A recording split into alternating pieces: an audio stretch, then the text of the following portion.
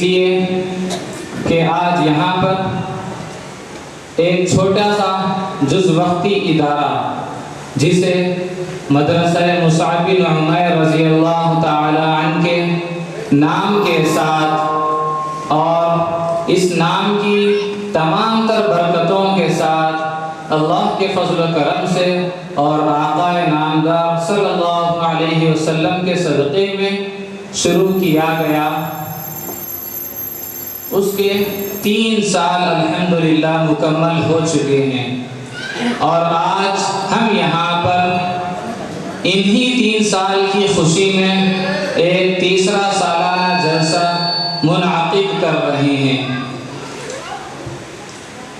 اس جلسے کا آغاز انشاءاللہ کچھ ہی دیر میں ہمارے طلباء اور طالبات کے تعلیمی پروگرام کے ذریعے سے شروع ہو جائے گا۔ اس کے شروع ہونے سے پہلے میں تمام اہلیان محلہ تک اپنی آواز پہنچانا چاہتا ہوں کہ آپ تمام اپنی دیگر مصروفیات سے فارغ ہو کر مرد حضرات بھی اور خواتین بھی یہاں پر تشریف لا لیں۔ Community hall Prince Bodyguard Lane میں یہ جلسہ منعقد کیا جا رہا ہے، اور الحمدللہ ثم الحمدللہ ہم نے یہاں پر حتی الوسع اور حتی المقدور مرد و خواتین کا انتظام علیحدہ کرنے کی کوشش کی ہے کہ جس کی وجہ سے خواتین بھی یہاں پر حصہ لے سکتی ہیں، اور طلباء اور طالبات کے جو تعلیمی پروگرام یہاں پر اسٹیج پر پیش ہوں گے اس کا مشاہدہ کر سکیں گی۔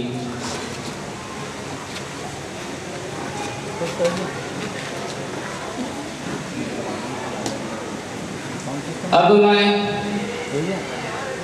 ہمارے اس تیسرے سالانہ جلسے کے آغاز کے لیے ہمارے ہونہار اور اس مدرسے کے پہلے دن سے جو طالب علم ہیں، الحمدللہ انہوں نے 3 سال اس مدرسے کے ساتھ یہاں پر گزارے، جو جز وقتی مدرسہ ہے، الحمدللہ انہیں یہ شرف بھی حاصل ہوا کہ تجوید کے ساتھ اس مدرسے میں داخل ہو کر نورانی قاعدے کی تکمیل اور پھر قرآن شریف کا مکمل ناظرہ، کہ جس طرح ایک حافظ قرآن پڑھنے کا حامل ہے، تمام تر اس کے قواعد اور تمام تر اس کے اصولوں کے ساتھ، ٹھیک اسی طرح یہ طالب علم بھی اس کا حامل ہے۔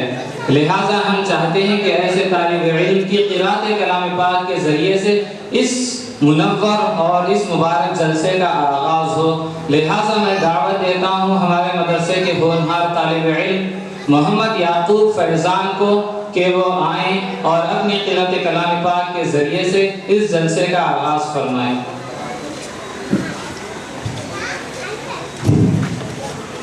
الشیطان الرجیم،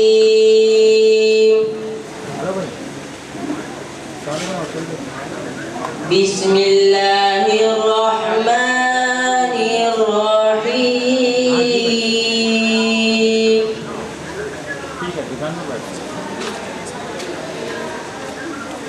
والضحى والليل إذا سجى ما ودعك ربك وما قلى،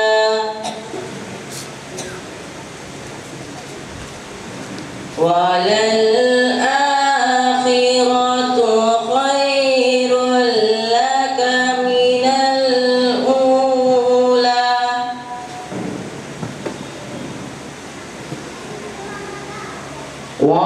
ولسوف يعطيك ربك فترضى، ألم يجدك يتيما فآوى،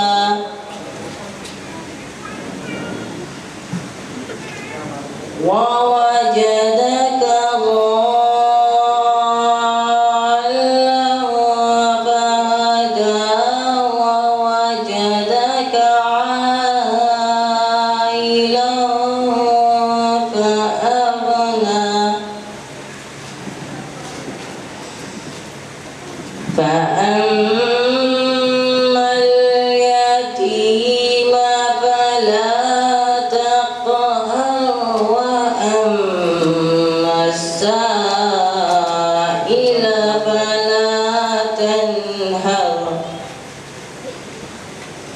وأما بنعمة ربك فحدث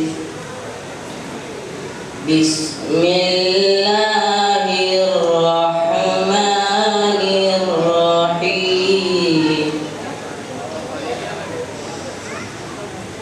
قل هو الله أحد الله الصمد لم يلد ولم يولد ولم يكن له كفوا أحد لم يلد ولم يولد ولم يكن له كفوا أحد صدق الله العظيم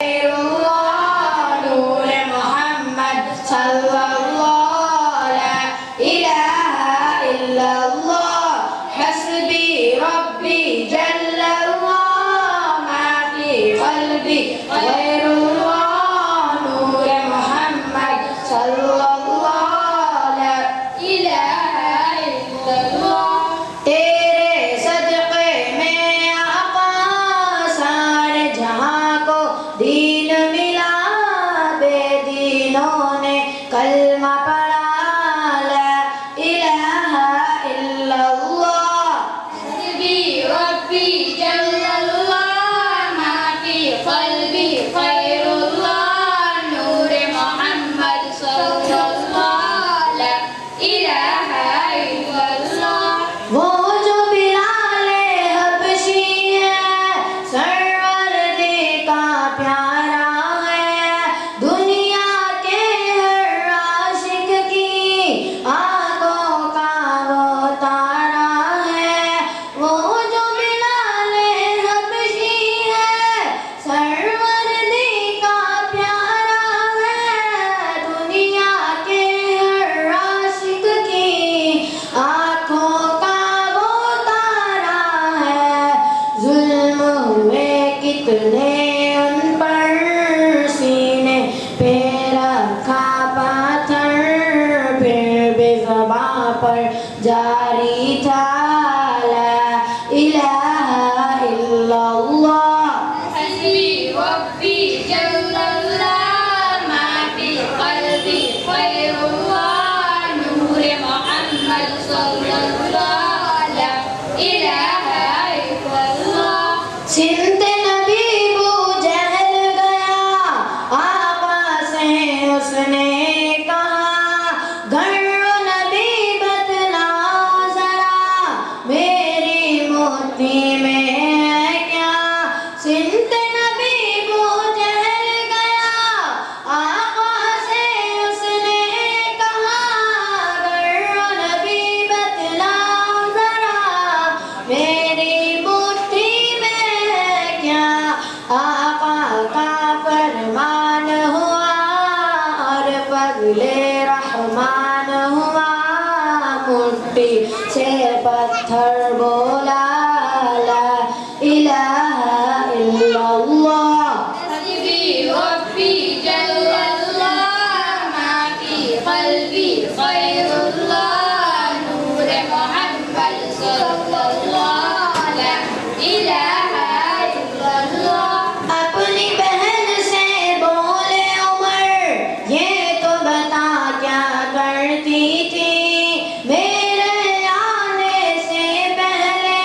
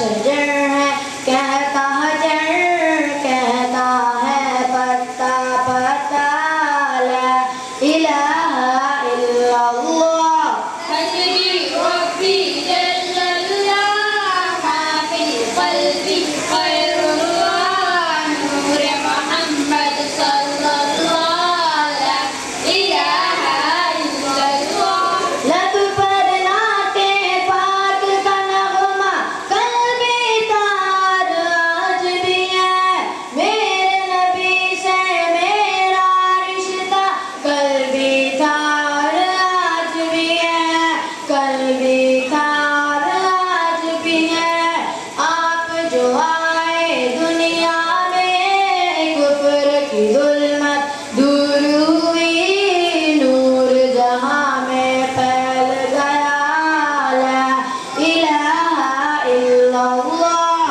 حسبی ربی جل اللہ ما فی قلبی غیر اللہ نور محمد صلی اللہ لا الہ الا اللہ جزاک اللہ خیرا السلام علیکم ورحمۃ اللہ وبرکاتہ علیہ وسلم فرما رسول اللہ صلی اللہ علیہ وسلم نے حدیث نمبر 1 انما الاعمال بالنیات سارے عمل نیت سے ہے حدیث نمبر 2 لا یرحم اللہ من لا یرحم الناس اللہ تعالیٰ اس شخص پر رحم نہیں کرتا جو لوگوں پر رحم نہ کرے حدیث نمبر 3 لا يدخل الجنة قتاد شغل خور جنت میں نہ جائے گا حدیث نمبر 4 لا يدخل الجنة خاطع رشتہ قطع کرنے والا جنت میں نہ جائے گا حدیث نمبر 5 او ظلمات یوم القیامہ ظلم قیامت کے روز اندھیروں کی صورت میں ہوگا حدیث نمبر 6 ما اسفل من الکعبین من الازار فی النار ٹخنوں کا جو حصہ پیجامہ وغیرہ سے چھوٹ جائے وہ جہنم میں ہوگا حدیث نمبر 7 المسلم من سلم المسلمون من لسانه ویده مسلمان تو وہ ہے جس کے زبان اور ہاتھ کی ایذا سے دوسرے مسلمان محفوظ رہے حدیث نمبر 8 من یحرم الرفق یحرم الخیر کلہ جو شخص نرم عادت سے محروم رہا وہ ہر بلائی سے محروم رہا حدیث نمبر 9 اذا لم تستحی فصنع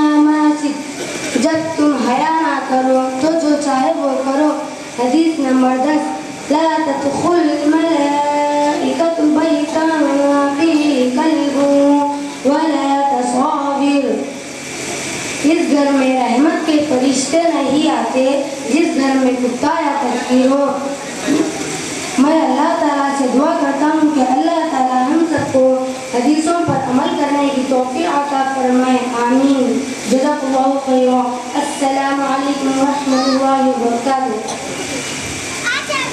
جہنم میں جانے کے لیے کافی ہے آخرت سے کسی پر ہنسنا تانے دینا برے لفظ سے پکارنا بدگمانی کرنا کسی کا عیب تلاش کرنا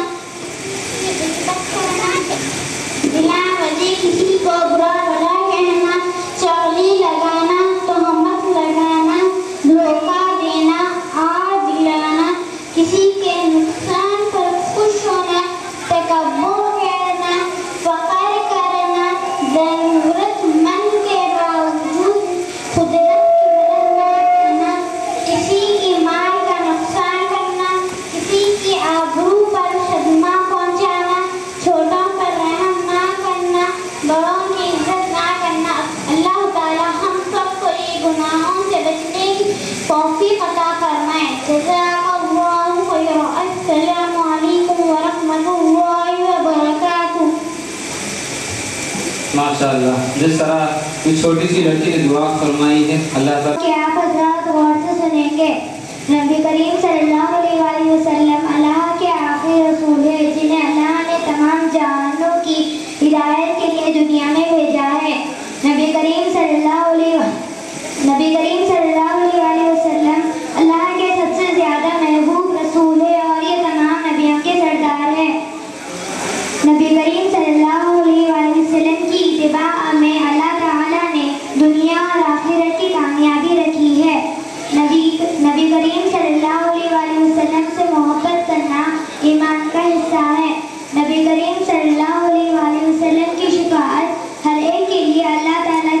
سے نعمت ہے۔ صحابہ نبی کریم صلی اللہ علیہ وآلہ وسلم بھی انتہا محبت فرماتے تھے۔ صحابہ نے نبی کریم صلی اللہ علیہ وآلہ وسلم سے محبت فرمائی اور ان کی اتباع کی تو صحابہ کامیاب ہو گئے۔ اللہ تعالیٰ نے صحابہ سے کامیاب ہونے کا فرمانا قرآن میں نازل فرما دیا۔ نبی سے محبت کا ایک واقعہ ذکر کرتا ہوں۔ ایک مرتبہ ایک حاسد نبی کریم صلی اللہ علیہ وآلہ وسلم کے پاس ملاقات کے لیے آتا ہے۔ اس وقت نبی کریم صلی اللہ علیہ وآلہ وسلم وضو فرما رہے تھے۔ صحابہ نبی کریم صلی اللہ علیہ وآلہ وسلم کے وضو کے پانی کو نیچے گرنے نہیں دے رہے تھے بلکہ اپنے جسموں پر مل رہے تھے۔ یہ بات دیکھ کر وہ حاسد متاثر ہو کر اپنے لوگوں میں جا کر یہ کہتا ہے کہ میں بڑے بڑے بادشاہوں کے پاس گیا ہوں لیکن جو محبت میں نے صحابہ سے اپنے نبی کے لیے دیکھی وہ ہرگز کہیں نہیں دیکھی۔ اللہ اکبر۔ اللہ تعالیٰ ہمیں نبی سے سچی محبت کرنے اور ان کے سنتوں پر عمل کرنے کی توفیق عطا فرمائے، آمین۔ جزاک اللہ خیر۔ السلام علیکم ورحمۃ اللہ وبرکاتہ۔ اپنے صورتوں پر مل لیتے تھے اور اس کو برکت سمجھتے تھے۔ اللہ ہمیں بھی ایسی محبت اور آپ صلی اللہ علیہ وسلم کی عمل نصیب فرمائے۔ اب میں اقرا تسکین کو دعوت دیتا ہوں کہ وہ آئیں۔ یہ بھی ایسی لڑکی ہے جنہوں نے الحمدللہ مکمل ناظر قرآن نورانی قاعدہ تجوید وغیرہ کے ساتھ میں تکمیل کیا ہے۔ دعوت دیتا ہوں کہ وہ آئیں اور فرشتوں کے بارے میں چند باتیں ہمارے سامنے پیش کریں۔ اقرا تسکین۔ امید ہے کہ آپ حضرات غور سے سنیں گے۔ اللہ تعالیٰ نے بے شمار فرشتوں کو پیدا فرمایا ہے۔ فرشتے معصوم ہوتے ہیں۔ ہر فرشتہ اللہ تعالیٰ کے حکم میں کسی نہ کسی کام میں مشغول ہے۔ ان میں سے مشہور فرشتے 4 ہیں۔ حضرت جبرائیل علیہ السلام اللہ تعالیٰ کے پیغامات بندوں کے نبیوں کے پاس لاتے ہیں۔ حضرت میکائیل علیہ السلام بارش برسانے اور روزی دینے کے کام پر مقرر ہیں۔ حضرت اسرائیل علیہ السلام بندوں کی روح قبض کرنے کے کام پر مقرر ہے۔ حضرت اسرافیل علیہ السلام قیامت کے وقت سور پھونکنے کے کام پر مقرر ہے۔ جزاک اللہ خیر۔ السلام علیکم ورحمۃ اللہ وبرکاتہ۔ ماشاء اللہ۔ پوئم انگلش میں پیش کریں گے، غور سے سنیے۔ Mama, why should we always say Bismillah?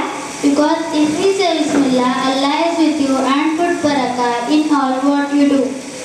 Bismillah, Bismillah, Bismillah, who knows Allah?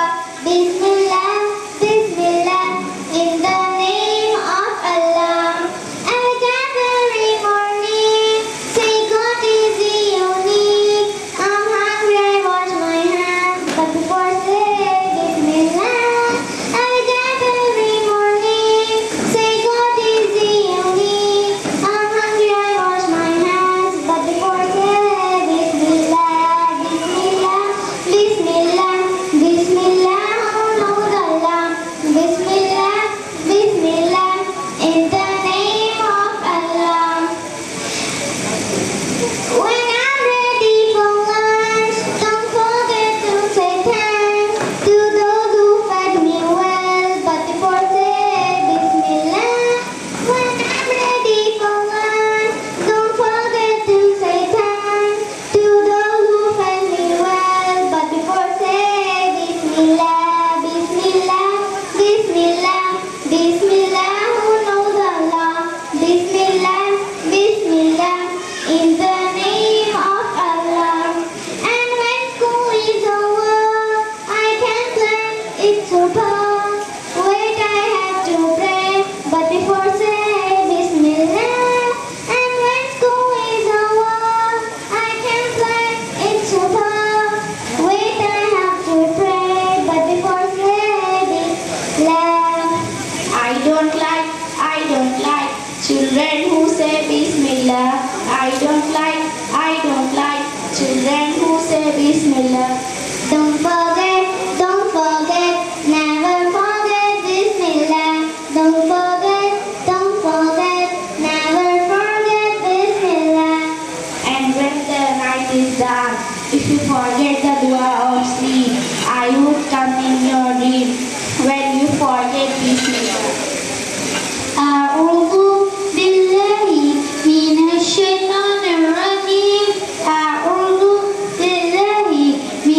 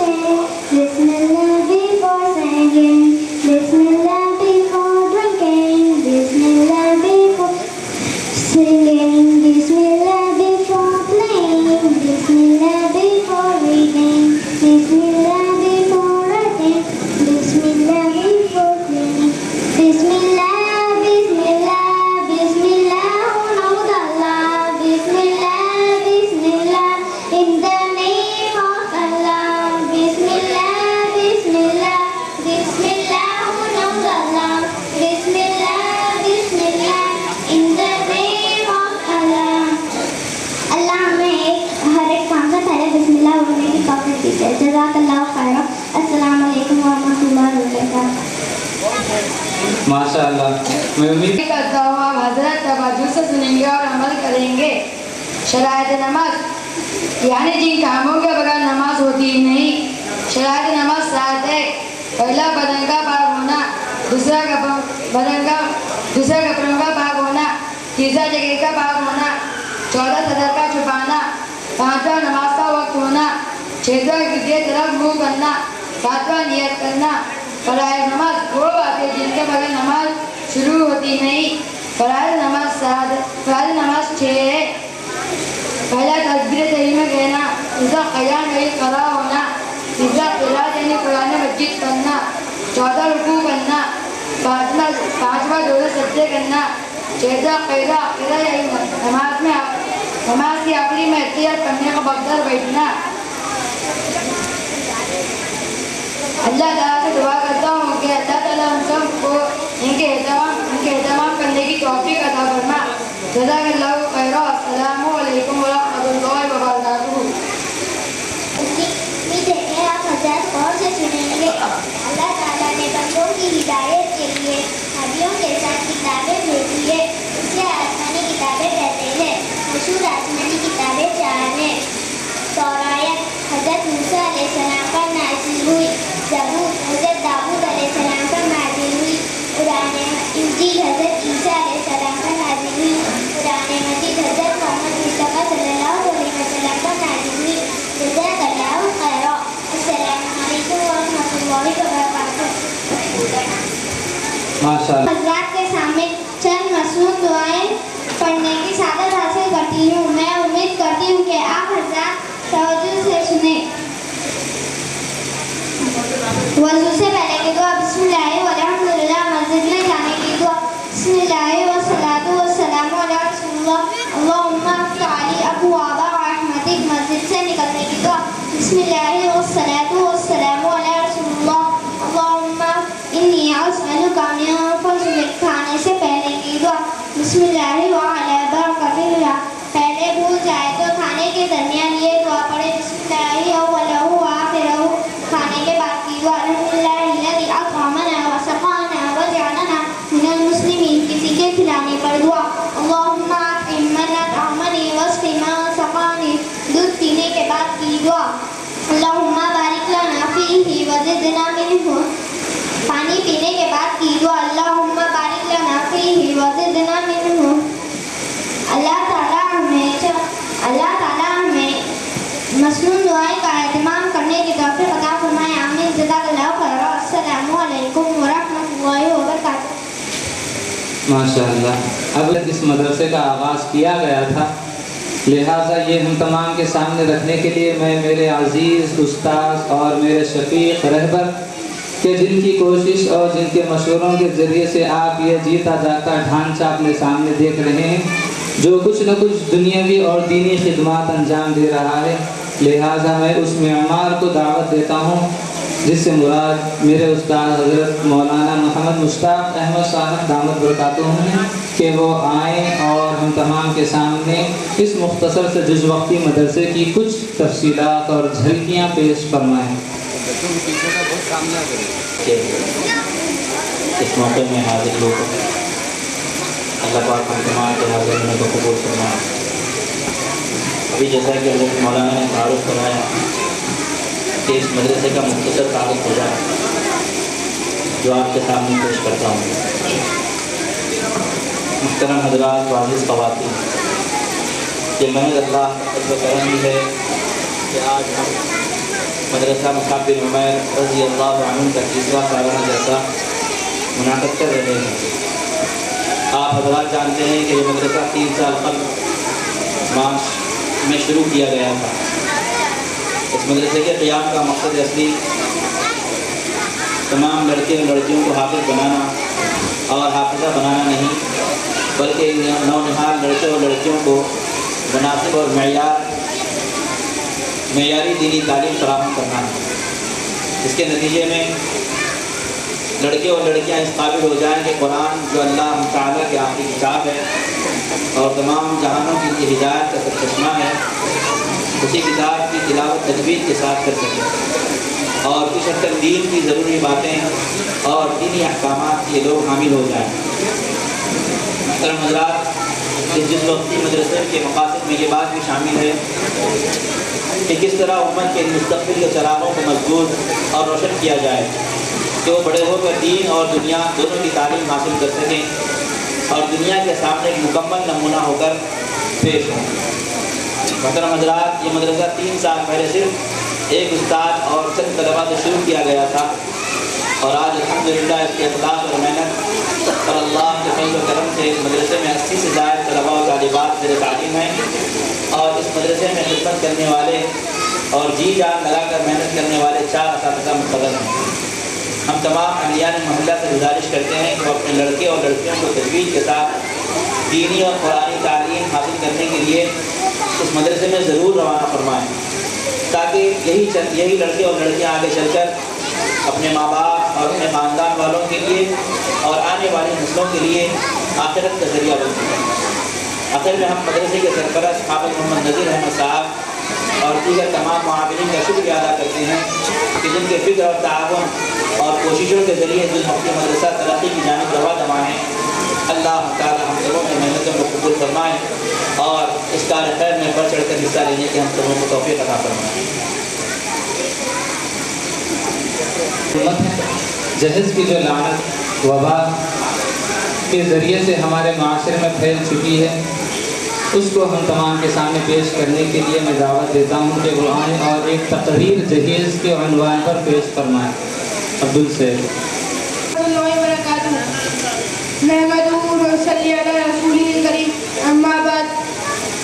کل آنگن میں ایک لاڈلی چل رہی تھی، ابھی جس کے ہاتھوں میں مہندی لگی تھی۔ کل آنگن میں ایک لاڈلی چل رہی تھی، ابھی جس کے ہاتھوں میں مہندی لگی تھی۔ خطا اس دلہن کی جو تھی بس یہی تھی، بس اس کے جہیز میں بھی کچھ کمی تھی۔ میرے عاشیہ کا تو غم نہیں جو جل رہا ہے جلا کرے، میرے عاشیہ کا تو غم نہیں جو جل رہا ہے جلا کرے، مگر ان ہواؤں کو روکنے کا سوال سارے چمن کا ہے۔ صدر محترم، معزز علماء اکرام، میرے دوستوں اور ساتھیوں اور قابل قدر سامعین حضرات، آج کے اس محفل میں میرے تقریر کا عنوان ہے جہیز مسلم معاشرے پہ لعنت۔ امید ہے کہ آپ حضرات بغور سماعت فرما کر میرا حوصلہ بڑھائیں گے۔ محترم حضرات، نکاح انسان کی فکری ضرورت ہے اور پاک دامن وہ پاک پاک زندگی گزارنے کے لیے ناگزیر بھی۔ آنکھوں کی ٹھنڈک، ضعیفی کا سہارا، پریشانی و بے وطنی میں راحت کا ذریعہ، یعنی اولاد پانے اور حاصل کرنے کا جائز طریقہ، وہ آسان راستہ بھی یہی ہے۔ عزیزان گرامی، عورت آدمی کی ضرورت بھی ہے، مجبوری و کمزوری بھی، راحت و اطمینان، چین و سکون حاصل کرنے کے لیے تحفہ خدا بندی بھی ہے۔ آدمی کی اسی مجبوری کو دیکھتے ہوئے شریعت مطہرہ نے نکاح کو سہل و اتنا آسان بنا دیا ہے کہ غریب سے غریب، محتاج سے محتاج، بلکہ مسافر و بے سہارا آدمی بھی تھوڑی سی جدوجہد و کوشش کے نتیجے میں نکاح کر سکتا ہے اور کسی بھی اجنبی عورت کو اپنی شریک حیات و شریک سفر بنا سکتا ہے۔ محترم حضرات، جب کوئی مرد کسی عورت سے نکاح کرتا ہے تو اس عورت یا اس کے خاندان والوں پر رحم نہیں کرتا، بلکہ خود عورت اور اس کے افراد خاندان والے اس مرد پر رحم کر رہے ہیں کہ انہوں نے اس لڑکی کی پرورش کی، اس کو علم کے زیور سے آراستہ کیا، اس کو اخلاق و تہذیب کی دولت سے مالا مال کیا اور اس لڑکی کو امانت سمجھ کر اپنے پاس رکھا، اور وقت آنے پر اپنی اس دفتر و نور نظر کو بغیر کسی معاوضہ و شرط کے اللہ کے واسطے سے اس اجنبی مرد کے حوالے کر دیا۔ اس لیے مرد کو اس عورت کے ماں باپ کا ممنون و مشکور ہونا چاہیے، نہ کہ ان سے قطرہ کمتر اور حقیر و گھٹیا جانے۔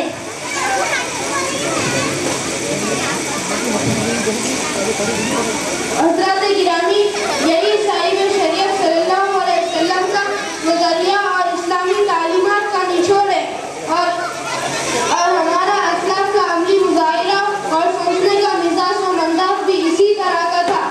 یہی وجہ ہے کہ اس دور کے مسلم معاشرے میں چین و سکون تھا، امن وفیت تھی، محبت کا خلوص تھا،